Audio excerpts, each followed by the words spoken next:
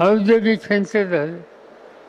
हिंजवडी, चाकण, रांजणवली, खराडी, वेगवान, बारामती, इंदापूर, जेजुरी, शिरवळ सगळीकडे उद्योग, सगळीकडे हाताला काम. हा चेहरा बदलला कुणी? आम्ही लोकांनी बदललो. तुम्ही सत्ता दिली, त्या सत्तेचा वापर केला आणि हा बदल केला.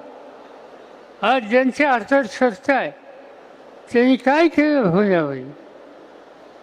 मी देशाच्या कामामध्ये दिल्लीत जातो, पार्लमेंटच्या सभासद म्हणून दिल्लीत जातो, महाराष्ट्राची वर्धापत्र मागून घेतो, टी व्ही लावतो, काय बघायला मिळतं? पुण्याची चौकशी केली तर लोक सांगतात पुण्याचं वैशिष्ट्य काय?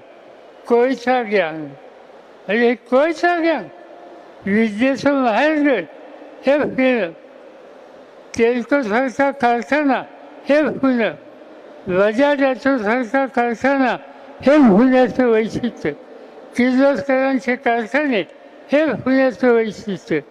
आणि आजच्या राज्यकर्ते